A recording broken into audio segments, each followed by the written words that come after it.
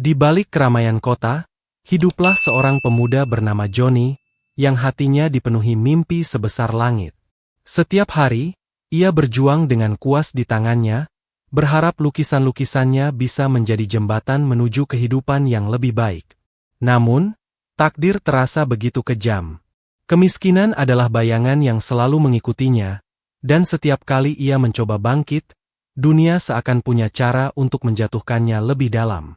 Kisah ini bukan hanya tentang lukisan, tapi juga tentang perjuangan, penghinaan, dan sebuah harapan kecil yang datang dari tempat yang paling tidak terduga.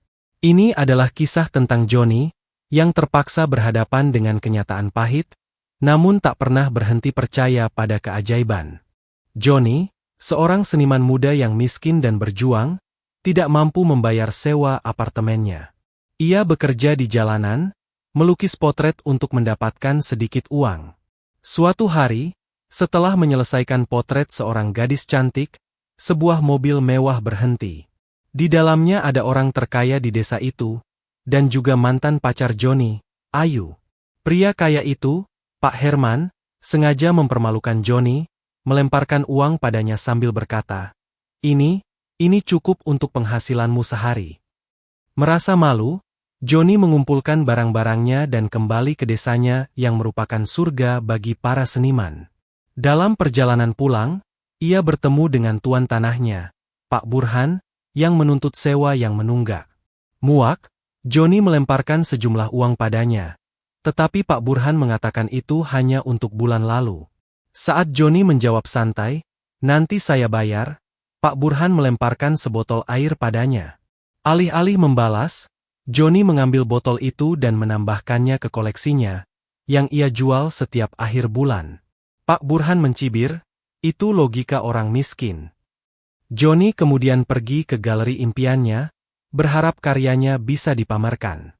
Ia menawarkan sejumlah uang kepada pemiliknya, Pak Budi, yang tertawa dan berkata, "Ini bahkan tidak cukup untuk 1 meter persegi ruang dinding."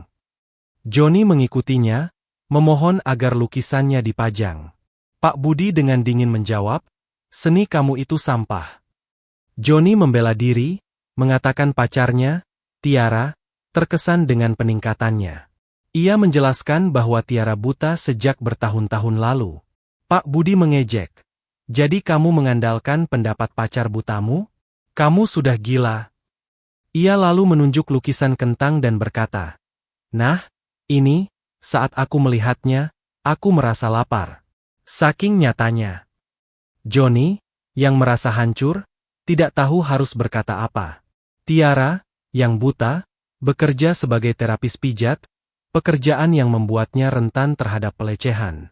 Suatu hari, Johnny memergoki seseorang melecehkannya dan langsung melawan. Ia berkata kepada mereka, "Sekarang, kalian rasakan apa yang dirasakan gadis malang ini."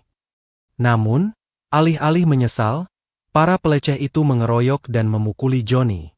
Setelah dipukuli, Johnny dan Tiara pergi ke apartemennya di mana Tiara mengobati luka-lukanya. Johnny melebih-lebihkan ceritanya, mengklaim ia yang memukuli mereka semua, dan Tiara, yang hanya mendengar jeritan, mempercayainya. Johnny memberinya hadiah sepatu baru, dan mereka menari bersama. Saat Johnny mendekat untuk menciumnya, Tiara mendengar suara orang lain di ruangan itu. Johnny menjelaskan itu temannya, Jono, yang diusir dari rumahnya, tetapi Tiara merasa tidak nyaman dan pergi. Kemudian, Johnny dan Jono minum di atap sampai mereka tertidur. Tiba-tiba, sebuah pesawat ruang angkasa muncul. Johnny terbangun kaget dan mencoba membangunkan Jono, tetapi ia pingsan total. Seorang gadis yang tampak seperti karakter kartun keluar dari kapal, menunjuk 2 orang lainnya yang turun untuk menggambar. Johnny mencoba memotret mereka, tetapi lampu flashnya menyala. Para alien melihatnya dan menghilang dalam hitungan detik.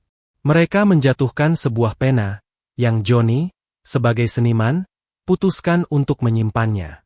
Keesokan harinya, Johnny menceritakan tentang pesawat ruang angkasa itu kepada Jono. Jono mengira Johnny hanya mengigau saat tidur, menganggap ceritanya sebagai lelucon. Johnny merasa sedih, pergi keluar untuk melukis. Warnanya habis, dan ia memutuskan menggunakan pena alien itu untuk menyelesaikan lukisannya. Saat ia mencobanya, gambar itu tiba-tiba menjadi nyata. Terkejut, ia menggambar sebuah apel, dan apel itu juga menjadi nyata. Ia bergegas menemui Jono, tetapi Jono menganggapnya gila. Untuk membuktikannya, Johnny menggambar sebatang emas. Emas itu tidak langsung menjadi nyata, dan Jono mencibir lalu membuang kertas itu keluar jendela. Tiba-tiba, mereka mendengar seorang kakek berteriak kesakitan. Kertas itu mengenai kepalanya. Kakek itu memarahi mereka, lalu melihat batang emas di tanah, mengambilnya, dan pergi. Jono akhirnya percaya. Mereka menggambar batang emas yang lebih besar, dan kemudian, sebuah istana raksasa muncul di tengah kota. Polisi bingung, tetapi Johnny dan Jono menyadari mereka telah membuat kesalahan.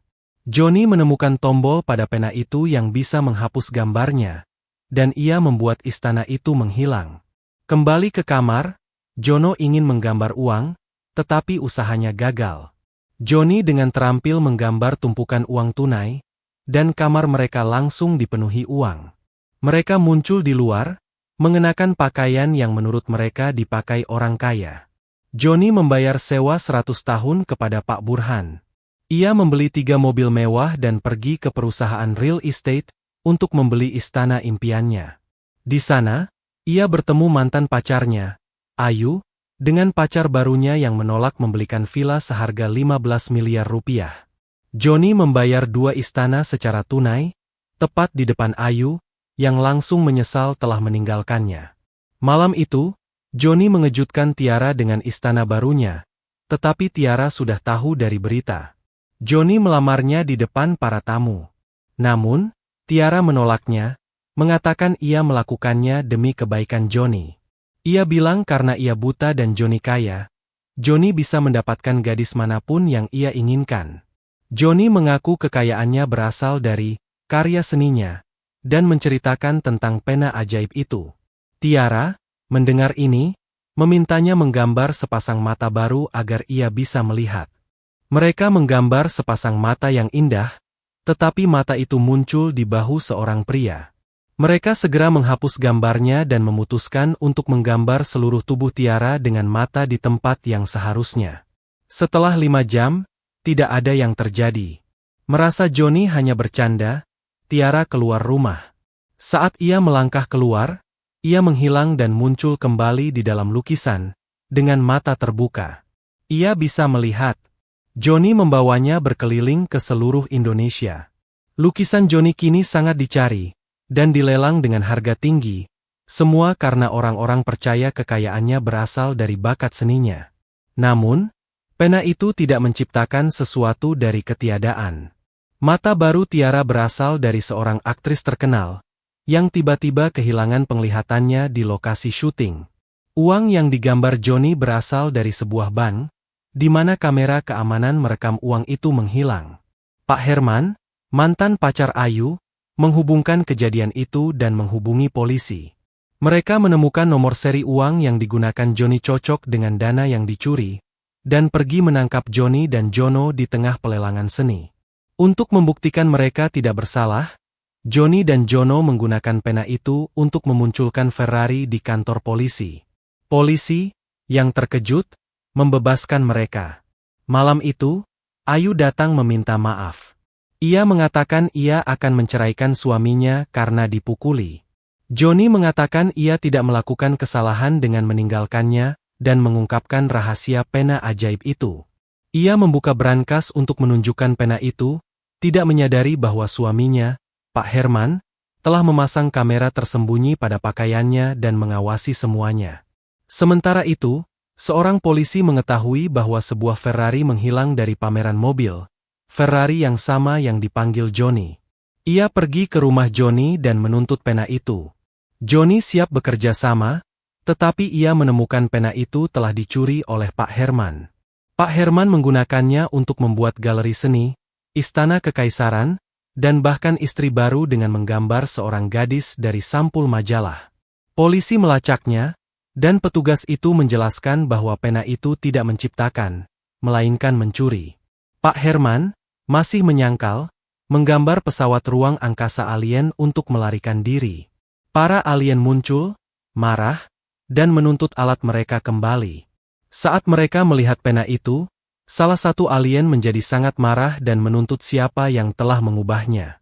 Johnny mengakuinya, dan alien itu, terkesan dengan kejujurannya, setuju untuk mengambil pena itu dan pergi dengan damai. Johnny meminta satu permohonan terakhir, untuk mengembalikan semua yang diciptakan oleh pena itu ke tempat asalnya. Alien itu setuju, dan semuanya, istana, uang, mata aktris, bahkan pakaian Pak Herman, dikembalikan. Para alien menyadari polisi sedang mendekat, dan pesawat mereka sudah tidak ada. Mereka melarikan diri dengan kecepatan kilat. Polisi menangkap Pak Herman karena menculik ratu kecantikan yang ia gambar dari majalah.